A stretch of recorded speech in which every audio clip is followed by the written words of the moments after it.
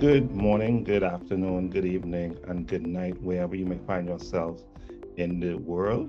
It is good to have you here in on this session, and I trust that it will be informative for you, and you are able to have things that you can take away and apply to a lot of the things that you are doing now within your personally and also within inside your organization. So let's begin. As you heard, my name is Shervin Evans. I've spent about 30 years inside the IT field in the financial sector. Most of that was in the financial sectors. Have started out inside programming and infrastructure architecture design, and then focus a lot inside cybersecurity, which includes this of ethical hacking, whether it's threat intelligence, a lot of that.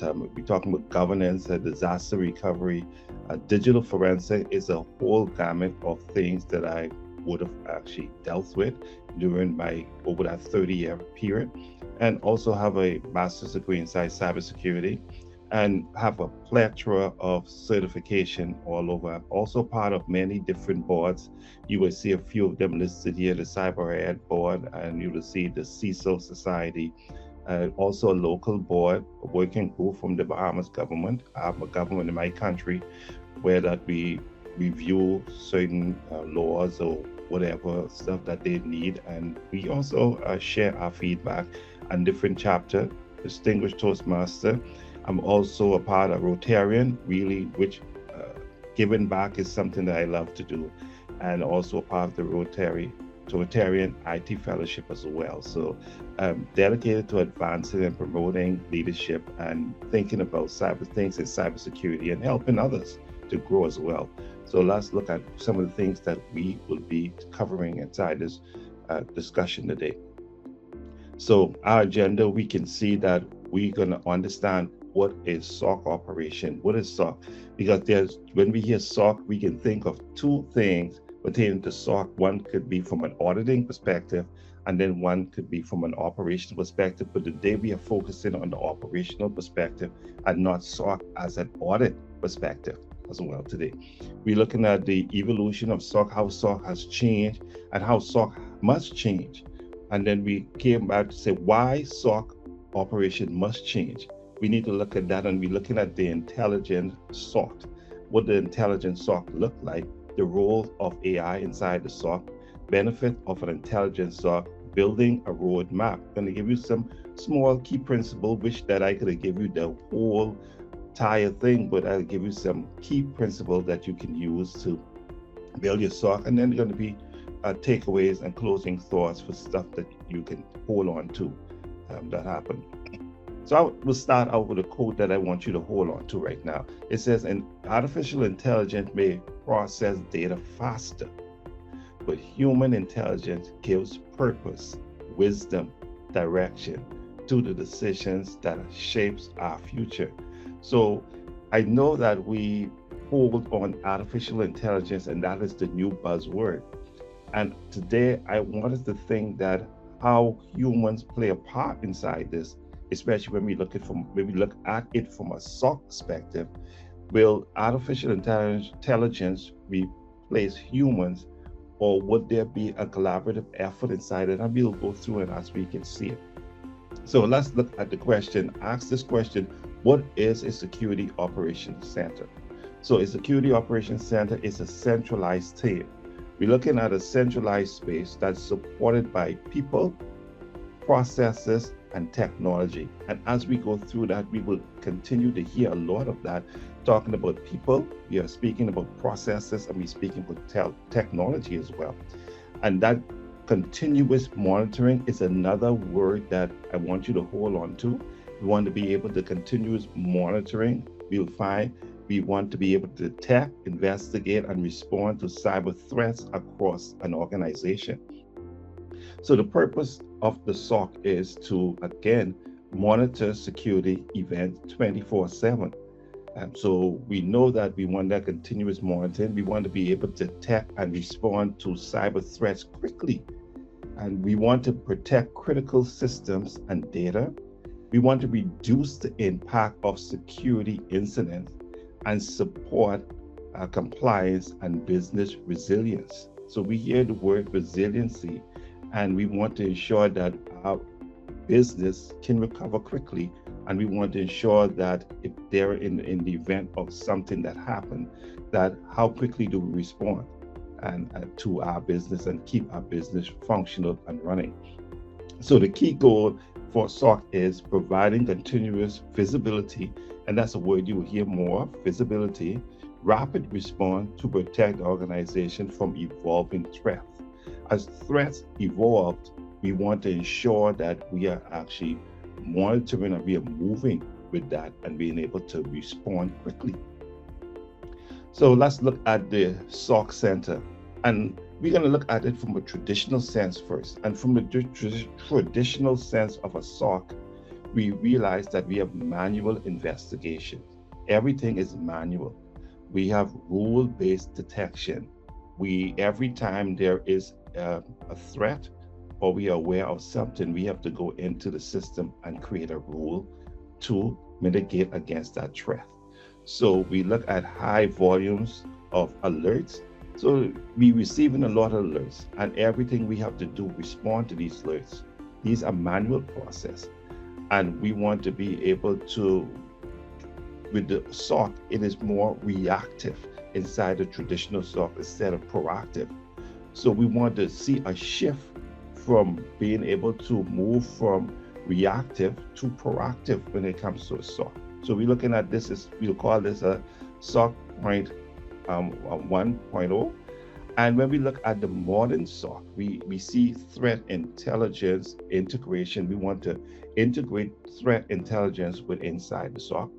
We want automation and orchestration. We want to be able to ensure that we are properly aligning and aligning all of these things. And we don't want to be able to have to do these stuff on a manual basis. We want to make sure that these are able to do automatically.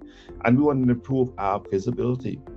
One of the things that a SOC needs to understand, or if you are in a SOC, we know that visibility is key. And what we can see, we can defend against something we cannot see. And once we see it, we are able to defend against it. So when we look at the intelligent SOC now, we realize that everything, we have powered AI analytics. We want to be able to, things as we do those analysis, they are powered by AI.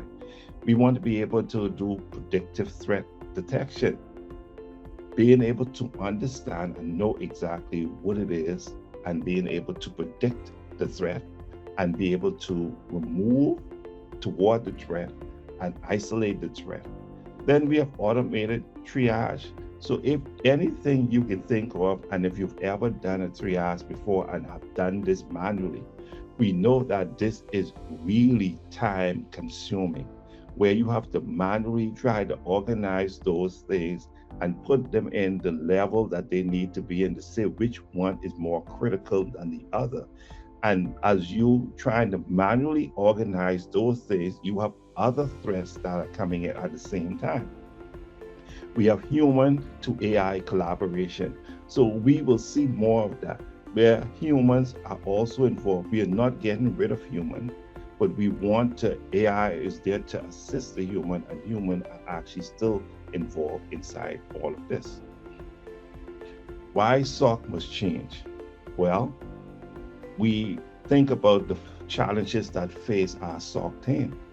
We have alert fatigue, where that, imagine receiving all those alerts in the manual process, where that you have all those alerts, you have to triage those alerts to know which one is critical. And then after a while, persons begin to get tired. They begin to lose the kind of response of the excitement that they had because they're tired and not be able to make the clear judgment that is needed.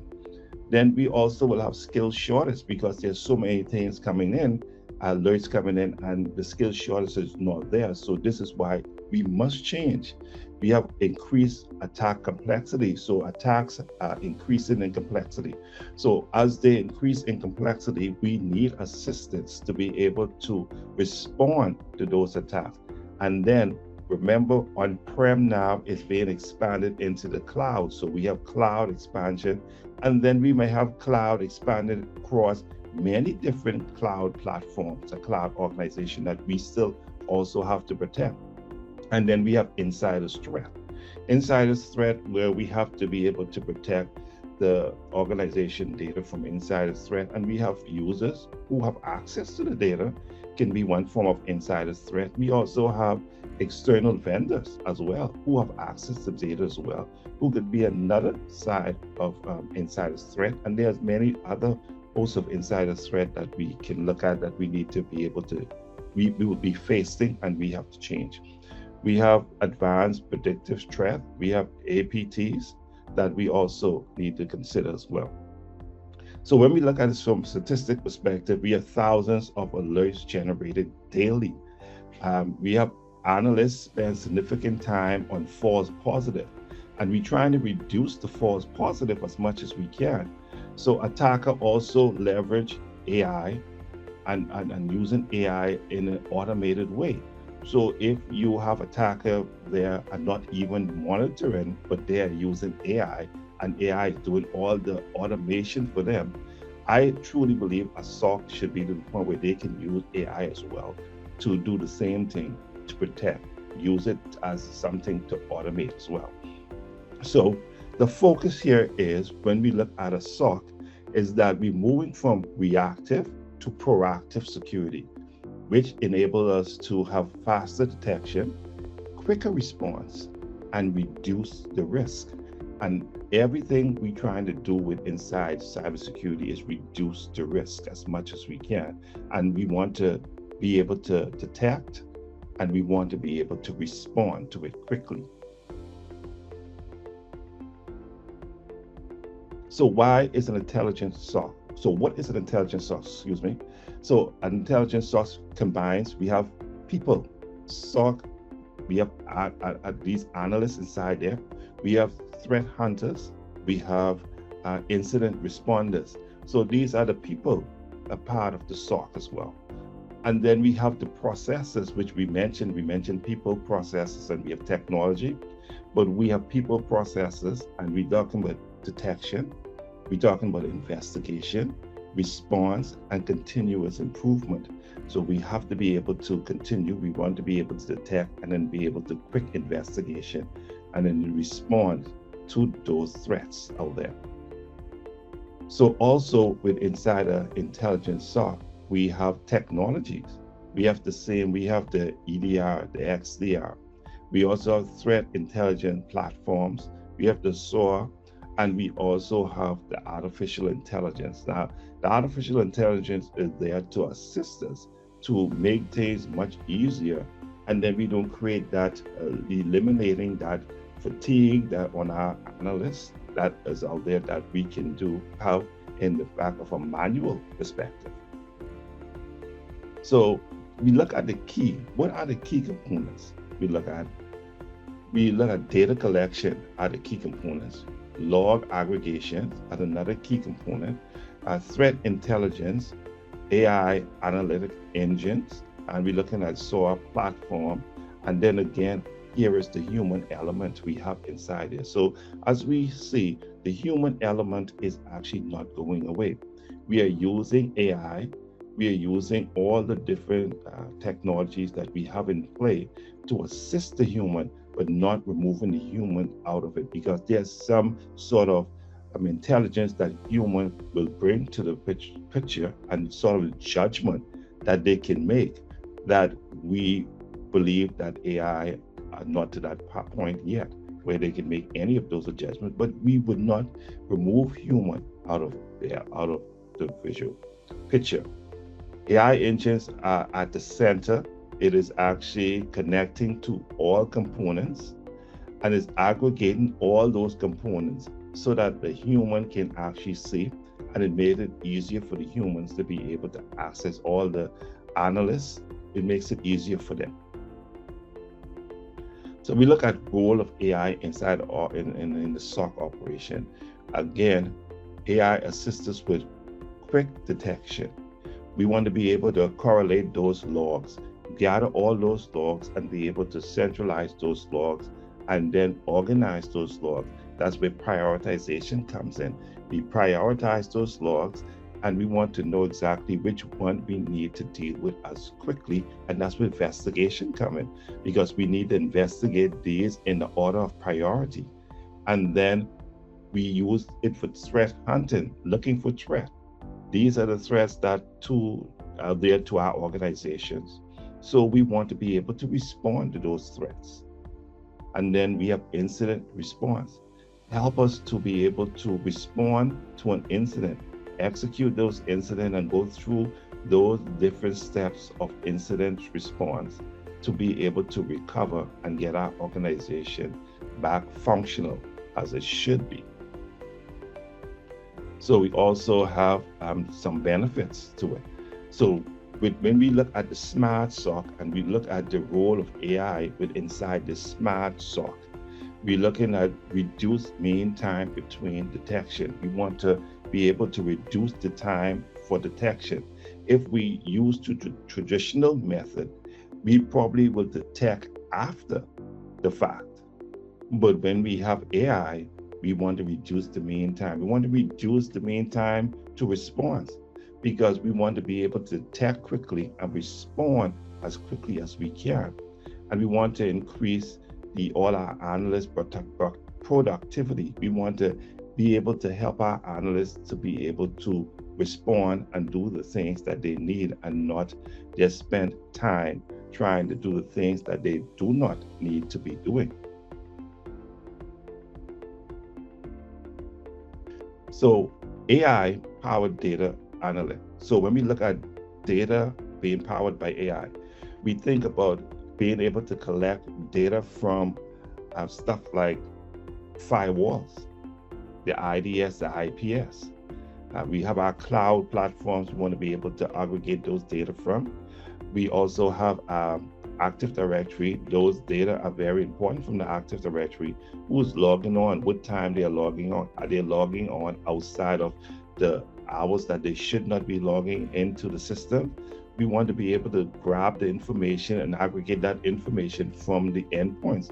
We have many endpoints that are remote that we want to be able to pull those information from and know exactly what is going on with our endpoints that are out there. As persons travel around the world and use the system and use the endpoint, we want to know that what are they doing and the threat to that endpoint as well, and what is going on. And we want to be able to understand connect the threat intelligence feed.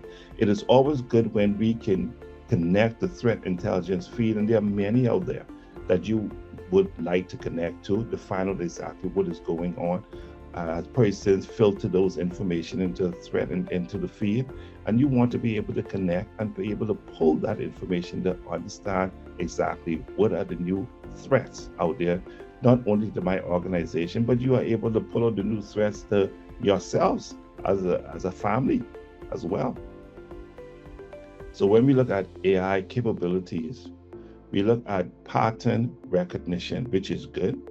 We look at behavior analysts being able to analyze the behavior, and AI is really good with that as well.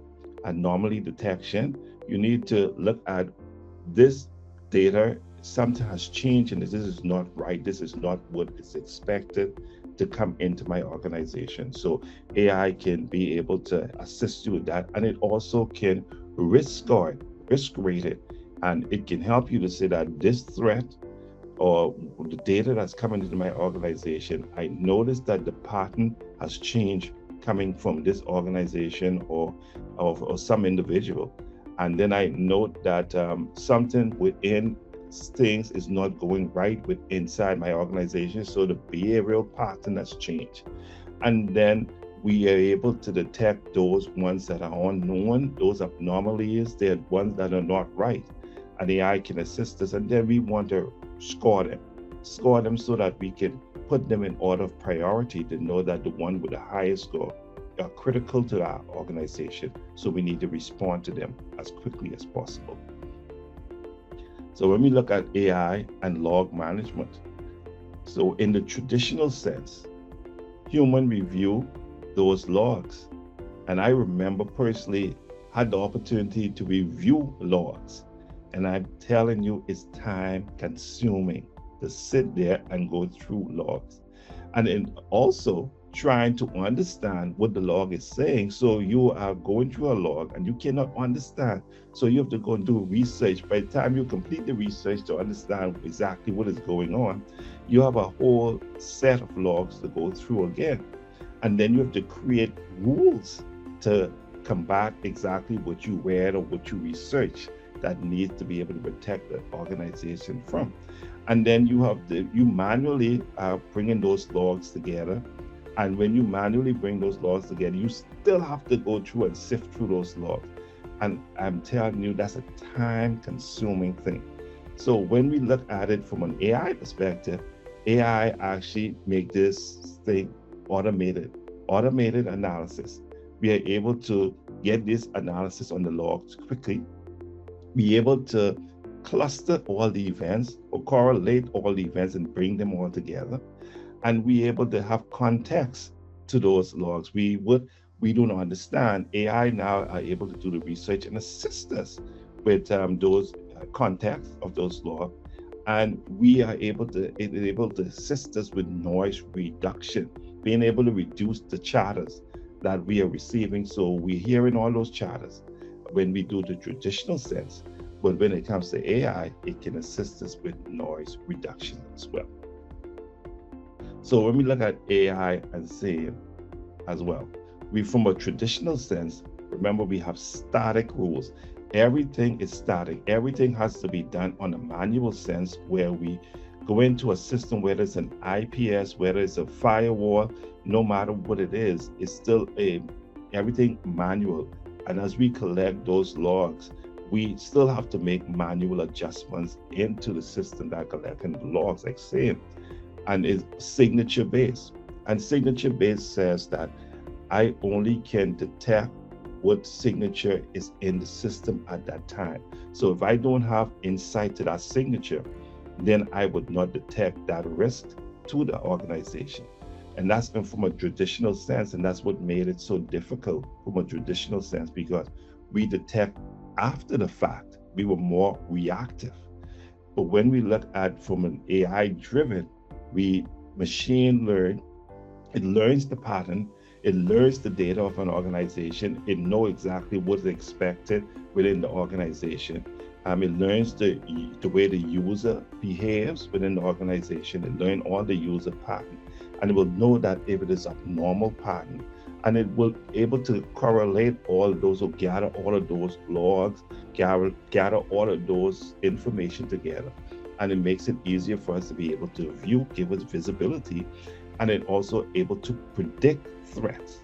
So we want to be able to predict threats. We want to know what threat is against our organization right away, as opposed not after the fact. On the traditional sense, it will be after the fact. So it's more reactive. And on the AI, we are more in a proactive sense. So we're trying to be more proactive. So how can we enhance threat intelligence with AI? We can get connected to the threat feed that we can gather information, as we mentioned before. We can also looking for indicator of compromise enrichment. It helps us to be able to find those indicators that we need to know about.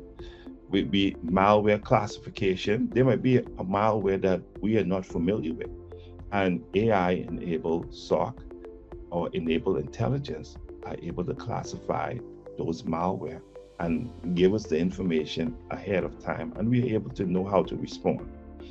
We're looking at adversary profiling the attacker, profiling who it is trying to gain access to our organization.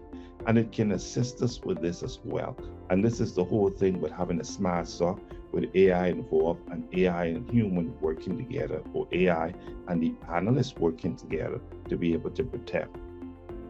And it also helps us with gathering our logs together, gathering all the information, whether it's the threat intelligence information, whether it's a log from a server, a log from a firewall, a log from an IPS, a log from all the different devices inside your organization, within your networks. it can assist us with that as well. So when we look at AI powered threat hunting from a traditional side, we see that it again manual. So when we think manual, we think time intensive. We think about the amount of time that we have to spend doing so many different things when we could spend that time doing something else. So when we look at AI assisted hunting, threat hunting, we see that automated. We can automated hypothesis generation. We can do indicator of compromise discovery. We can do the TTP correlations. We can do the attack mapping and all of that. All of these things AI can assist us with. But imagine trying to do these things that AI can assist us with automated on the traditional side. I think we will be weeks trying to accomplish all of these things.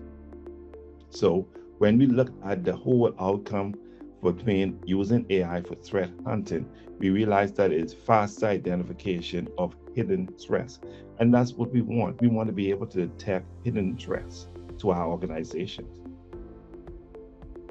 So when we look at AI SOC analyst plus AI, where the force multiplier. So we take in our SOC analysts and we actually add AI, and we actually increasing their capacity and their ability to detect and respond quickly. So AI does it data analysis. We can go and do an analysis on data very quickly. We can prioritize those alerts, and we are able to do this by detecting patterns, understanding the patterns that's come off the data that's coming within our organization as well. What human does is human add that decision making, that context evaluation, that risk acceptance, and that strategic response, because it might be something that AI detect within the organization, and it may not be a risk to an organization, or the organization will say that we accept that risk, and AI might stop that, but the organization might say, so this is where human comes into play, where it says that, well, we have already accepted the risk, senior management have already accept that risk. So it is really not a risk to the organization at this time. So we can see, the word I want you to remember is leverage. Leverage, humans leveraging AI. And quite frankly, I can say AI also leveraging humans as well, or leveraging the SOC analyst, and the analyst is leveraging the ability of AI to make things work quicker for them as well. So the message I want you to take away from this particular slide is that when it arguments the analyst, it places them inside a position where that they can do things quickly and respond quickly to a lot of stuff that is out there, and the threats that is out there. So the benefit of an intelligent SOC, there are so many benefits, and I will highlight just a few of them. It improves visibility, which we mentioned from the beginning. We're talking about visibility. We faster detection. We want reduced response time and better analyst efficiency. So we don't want our analysts to do things or spend time on doing things that they really could spend time on doing something that will be more beneficial to them and to the organization and to the SOC as well, and lower operational costs. And everything we want to do, we want to lower the cost of our operation as well, and enhance cyber resilience. So as we look at building a roadmap, how do we build this roadmap when we're looking at this smart SOC, where we see the AI coming into play along with the analysts into play? So we look at it this way. Phase one, we have to remember that it's visibility that we want. We need visibility for all the threats that are out there. We need visibility, we need insight to be able to make the right decision. And without the visibility, we'll be responding after the fact. So we'll be inside reactive mode and not proactive mode. Second, we want automation. We want to ensure that everything is automated that will assist us. So we don't spend time doing things that we really will take AI maybe a few seconds, and will take a SOC analyst more time to get that done. So we want to automate. Third, we want AI integrations. We want to ensure that we integrate AI properly with inside the SOC and use it efficiently, and use it where we feel that it will have the greatest value. So it boils back down to value. When we integrate AI as well, get the best value out of it. And we want it to be an automated, we want automated response, autonomous response. We want it to be able to respond quickly. We want it to be able to, in the event that there is and it might be something that we miss as a SOC analyst, and AI will pick that up and then be able to isolate it right away and advise as well, notify and isolate at the same time. And then fifth, we want continuous optimization, make it better, continue to make it better as we go through, and as we continue to work, we make it a whole lot better as well.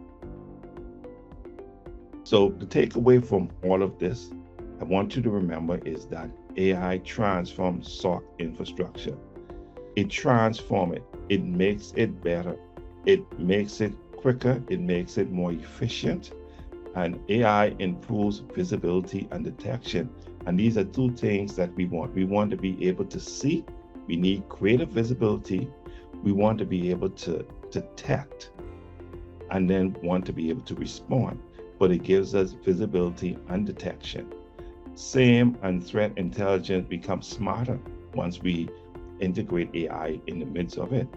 They're able to detect information, correlate them, and be able to advise you and prioritize them, so that you're not running behind things that you should not be running behind, and you are focusing on the critical items.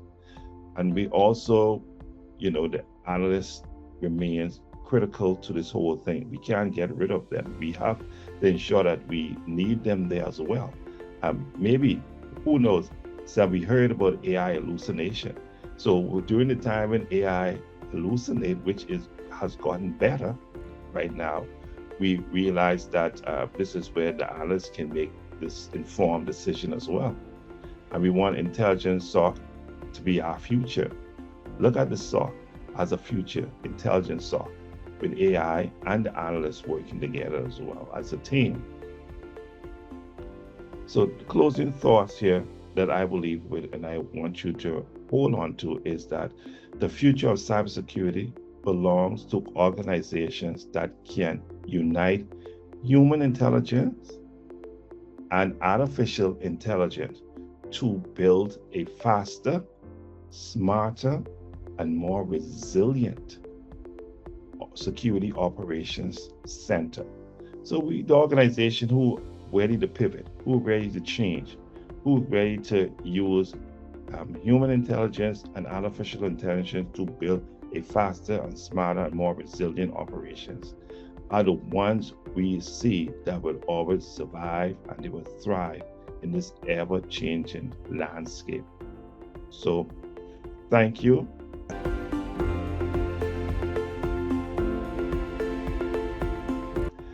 Well, with regards to implementing AI, integrating AI inside the process, is that the first thing you have to understand, we have to know, is that there is a learning process with regards to AI.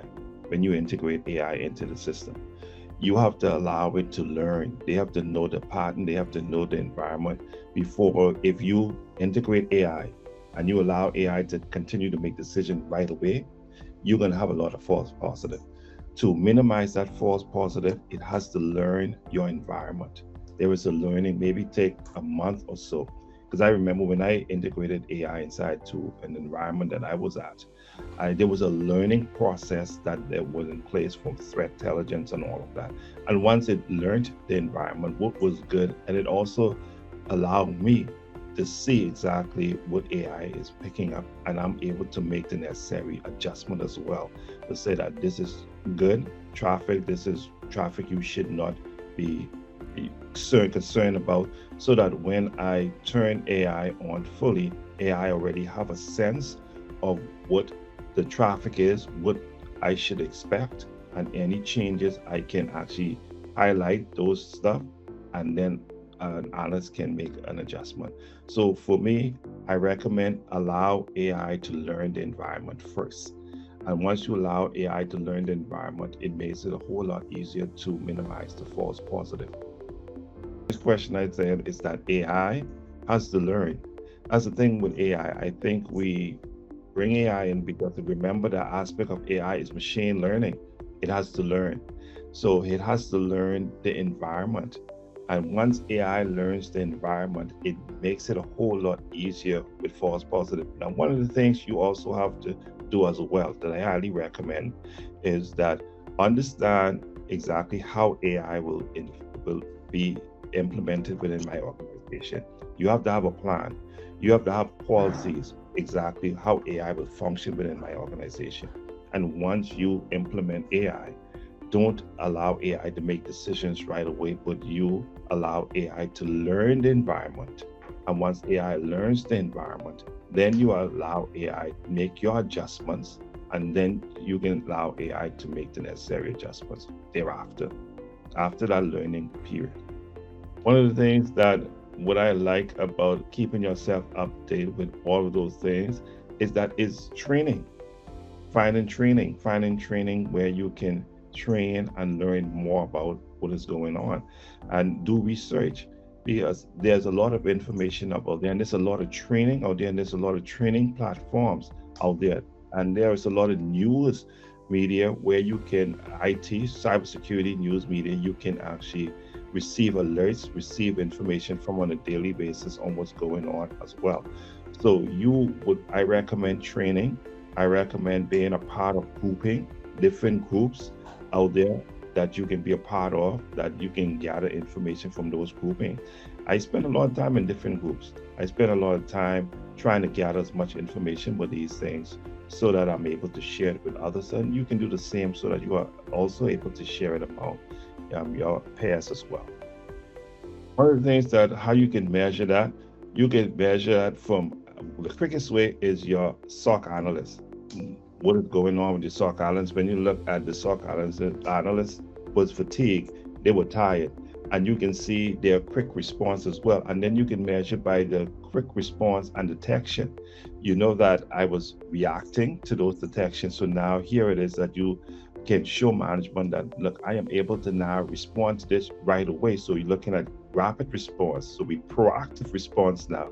We are able to detect things quickly. So you can automatically see that right away and measure that right away once AI go into place. And in fact, AI will also can give you out certain numbers to say that this I detect 500 detection. When you look at the manual process, you see that I have my current report says that I only detected maybe 3. An AI report says that I detected 1,000. Right there, then you can see the measurement right there up front, visibility as well. Well, that's the thing with AI tools, is that you have to choose the one that is best for the organization. There are many out there. There's so much. There's stuff that's threat intelligence. You want stuff that be able to give you visibility in the known threats and be able to plug into those intelligence environment. You want to have an AI tool that will help you with reporting, that can take all of those stuff and correlate that information and give you quick report. You want to be able to have an AI tool that can actually highlight the risk, tell you, prioritize those risks to say that this is higher, this is what you need to be dealing with first. And in the event, anytime management come and ask you, what is the greatest threat to this organization? You can go into that AI tool or pull that report and give that inside a way that they will understand that these are the risks. Will cost us thousands of dollars, but they will call it thousands, only at $500 to be able to mitigate this risk. So you're looking at giving them figures, and you want tools to be able to assist you be able to prioritize those risks and give them tangible, so that they can monetize that risk into something when they think about financial perspective as well. This is a very good question because there is an article that I'm currently working on what we call an open source SOC, so that we are able to, because there are companies really don't have the financial backing to start a SOC. And if that is not the case, that's fine. There are open source tools that you can use that can assist you as well to be able to build your SOC as well. And I have nothing against them. I think that if you cannot don't have the financial backing, then go right ahead. Use the open source tools. You just want to ensure that you get the greater visibility to be able to protect the organization. And if you can do that through open source, go right ahead, do it through open source. Just note that as you begin to do more of the detection and show management exactly what you have found through these tools, you now can create greater value for the organization, and you can now highlight that we need to be able to budget for this, and that, because now you're creating value for them and they see value being created, and they will be able to give you a budget to spend into additional tools. So go for it if you're using open source. I have nothing against open source SOC. It is good. This is a very good question because there is an article that I'm currently working on what we call an open source SOC, so that we are able to, because there are companies really don't have the financial backing to start a SOC. And if that is not the case, that's fine. There are open source tools that you can use that can assist you as well to be able to build your SOC as well. And I have nothing against them. I think that if you cannot don't have the financial backing, then go right ahead. Use the open source tools. You just want to ensure that you get the greater visibility to be able to protect the organization. And if you can do that through open source, go right ahead, do it through open source. Just note that as you begin to do more of the detection and show management exactly what you have found through these tools, you now can create greater value for the organization, and you can now highlight that we need to be able to budget for this, and that, because now you're creating value for them and they see value being created, and they will be able to give you a budget to spend into additional tools. So go for it if you're using open source. I have nothing against open source SOC. It is good. Thank you so much. Our next question is, how do we reduce the AI knowledge gap for an intelligent SOC so analysts can receive training more frequently and cheaply? That is a good question, and I love that question because we have to train our analysts, but there are cheap platforms out there for training. I know that there are platforms out there where you can go and get training for just $11. And then we also have something like EC Consult. EC Consult have some very good training programs, which I have done many of them, and I can highlight how great they are. The lectures are great, and you can start with something more, and then you can move into something that you can manage when you get the budget. So I would say start small. You can just some platforms out there that are free, where you just can gain the knowledge from some of the free areas as well, until you are able to gain the budget to be able to get a whole set of training as well. Well, now the ones, if you have AI detecting stuff in the past, because let's look at this. AI will detect, once you implement AI, will detect what is there now and probably moving forward. And if you don't have those logs from the past, you would not know, because no one is going to keep those logs for the past to be able to detect what happened in the past. So when you implement AI, you are detecting and knowing what's from now and moving forward. So the past, we cannot go back to that. So when we implement AI, we say that, look, what's happening now and what's happening in the future, that we want to be able to have insight on as well. And once we implement AI with inside that, we would note that in the past, there might be still some stuff within the environment that we did not have visibility of. And once AI gets in there, we'll say that, oh, this is what's going on in the organization. It may be where that you have some user IDs or user credentials that the user no longer with the company and have not been disabled. And AI may come and say that this is the last time this person's logged into this particular system, and you will They give you that visibility to realize that this account should have been disabled, or someone may have more access than they should. And when you go through, it may inquire, should this person have to there's all these access as you go through. So these are the visibilities that it will come in. And these might be past things that were there that we did not detect. But we would not call those past stuff. We would call those are the stuff that we're able to detect now and moving forward. This is we have to get our organization to understand the first thing is that AI is not in all and in all. We need our analysts making decisions as well on our behalf as well. We have to get our organization to understand the impact of allowing AI to do things without oversight for an analyst as well. And we have to show them the need and the value of our analysts working together with AI. And once we can show them the difference inside analysts working together with AI as opposed to AI working by themselves, and we can show them how this is increased value to their organizations, I believe that we will have it where that the analyst is not being put aside just for AI. So it's an educational process. We educate our senior people to let them know that with AI and analysts working together, we actually have a stronger defense against the cyber attackers because they are working with AI. They're not just putting AI to bed or AI to work for them. They are actually working for AI. So I think we should do the same thing as well in the collaborative perspective.